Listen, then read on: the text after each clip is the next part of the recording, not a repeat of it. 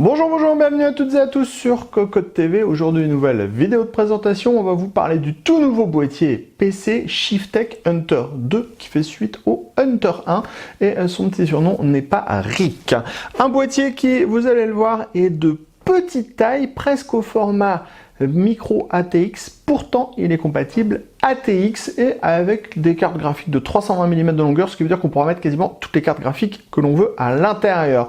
Le boîtier est orienté Airflow avec une face avant qui propose de l'aluminium, du mesh et on va retrouver pas moins de 4 ventilateurs de 120 mm ARGB à l'intérieur du boîtier.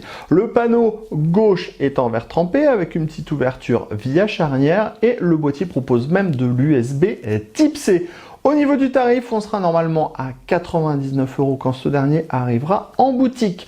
On vous propose d'en faire un tour complet, c'est tout de suite, c'est maintenant, c'est sur Cocotte TV. Place à notre petit boîtier Hunter 2 par Shiftech, on vous donne les dimensions. 408 mm de profondeur par 210 mm de largeur, 464 mm de hauteur, c'est donc plutôt petit, plutôt micro ATX, mais attention quand même compatible ATX, micro ATX, ITX.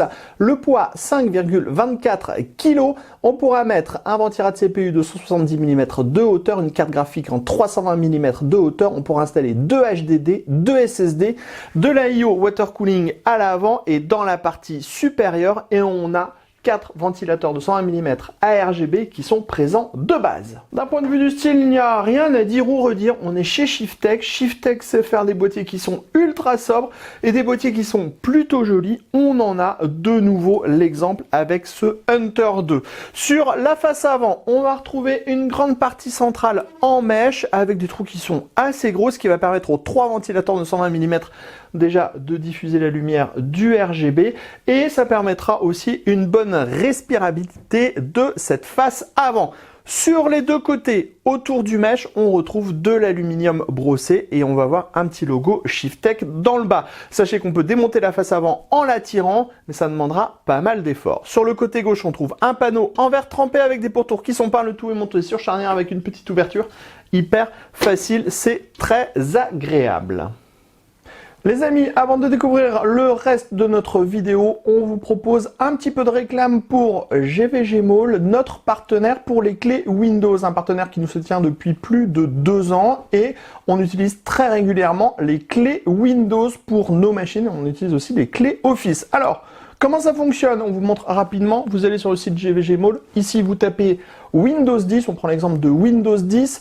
Ensuite, hop, petite vidéo ici qui va vous expliquer comment ça fonctionne. Vous allez faire acheter maintenant sur cette fenêtre où vous allez avoir la licence Windows 10. Vous n'oubliez pas de mettre le code promo CVIP qui vous permet d'avoir la ristourne de Cocotte sur votre clé Windows. Ensuite, vous allez soumettre la commande, vous allez arriver sur la page de paiement. Sur la page de paiement, vous pouvez le voir, vous avez tous les moyens de paiement qui sont disponibles, que ce soit par de la carte bleue, par PayPal, par tout ce que vous voulez.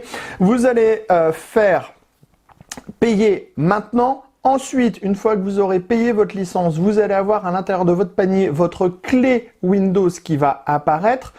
Et là, il suffit juste de copier votre clé Windows et de la mettre sur votre produit Windows 10 pour pouvoir tout simplement activer votre Windows et utiliser pleinement votre licence Windows 10. Donc, vous avez vu, 40 secondes à peu près et le tour est joué pour avoir une licence officielle pour votre PC. Sur le côté droit, on donne dans le basique, on donne dans le classique avec un panneau qui est tout simplement en acier.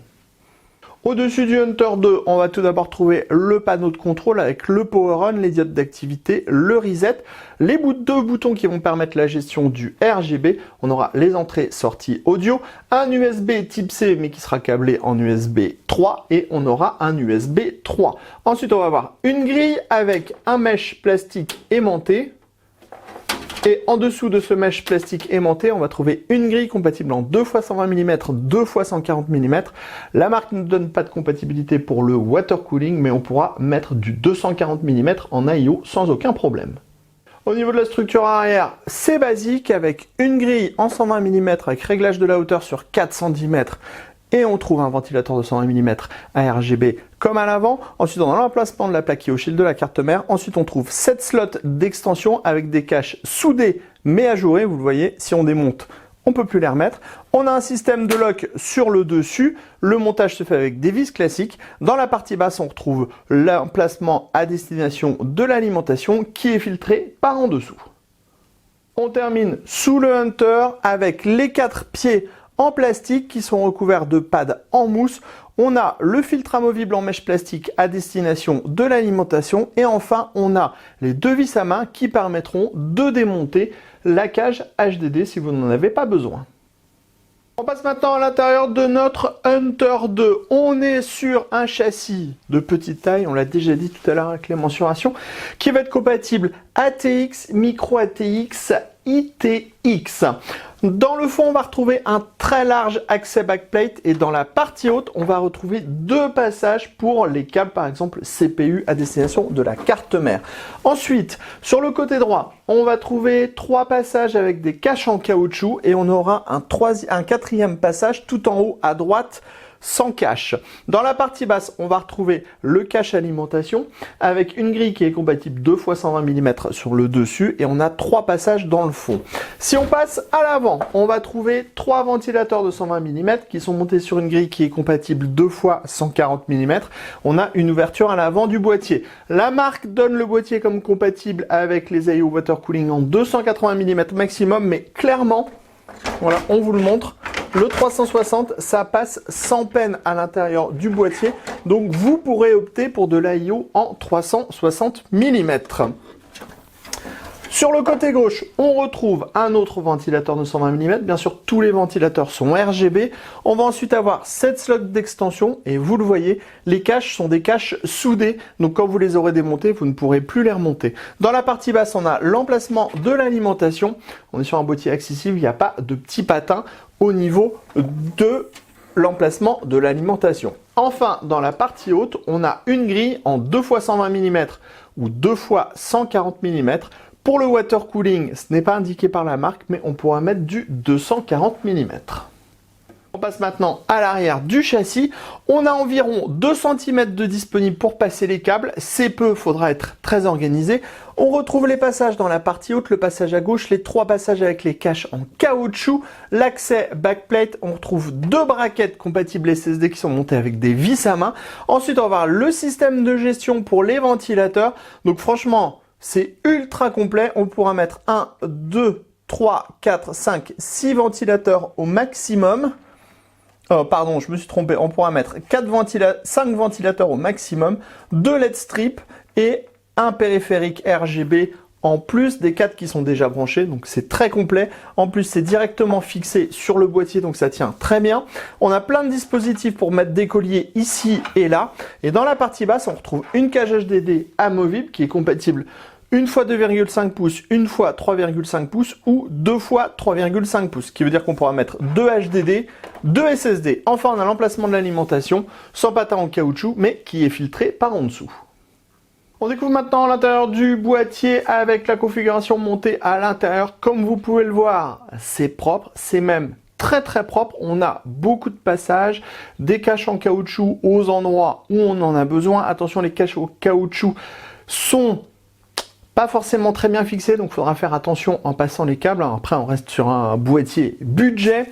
On a de la place dans le haut, comme vous pouvez le voir. Si on veut mettre un IO water cooling, ça ne posera pas de problème. De même, à l'avant, on a les câbles qui ressortent bien comme il faut. Tous les câbles sont noirs. On a beaucoup de passages dans la partie basse. Au niveau de la carte graphique, vous le voyez, on est avec une 370 Ti qui va avoir une taille classique et on arrive pile poil au niveau de la fente du cache alimentation, ce qui veut dire que si on veut rajouter de l'AIO water cooling, c'est possible avec une carte graphique de type standard. Bref, le résultat est plutôt très bon de ce côté-là, mais on reste sur quelque chose qui va être un petit peu plus tassé puisqu'on est sur un petit boîtier qui est plus presque format micro ATX que ATX. Vous allez le voir à l'arrière, c'est pas mal aussi.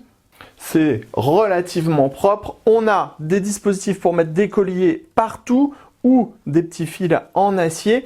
Après, on va avoir uniquement 2 cm derrière le plateau de la carte mère, donc il ne faudra pas faire des gros regroupements de câbles, autrement vous ne pourrez pas mettre la porte. Nous, avec notre gros tas au milieu, la porte ferme sans aucun problème. Les câbles 8 pins passent sur le côté, à côté du SSD, bref, c'est plutôt pas mal.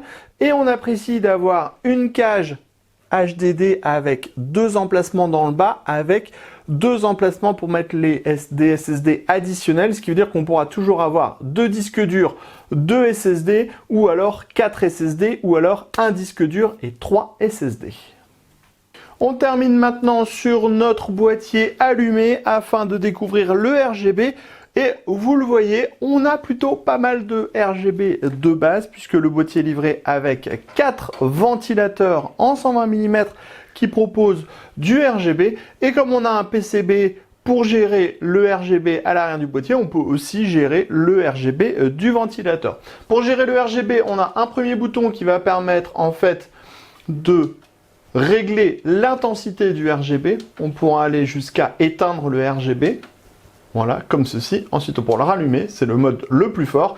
Et ensuite, on a le bouton à côté qui permettra de changer les différents modes, les différentes couleurs.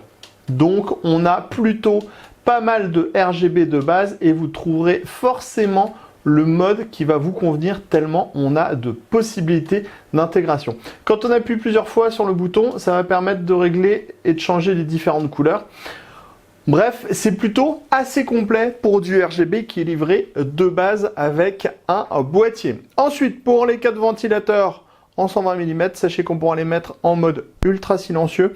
Là, on a les 4 ventilateurs qui tournent avec le ventilateur du ventirad CPU et on est sur quelque chose qui est très discret et comme on a une bonne ouverture en avant avec le mesh et un boîtier qui est plutôt bien ouvert derrière, ça permettra d'avoir des très bonnes performances pour les configurations plutôt milieu de gamme puisque vous l'avez vu à l'intérieur du boîtier on a un espace qui est un peu plus restreint. Alors ça va très bien avec du ATX et une grosse carte graphique mais ça reste un petit peu plus serré. Après certains aiment bien les boîtiers compacts, alors pourquoi pas. Allez, sur ce, vous savez tout de ce boîtier Hunter 2 par Shiftech.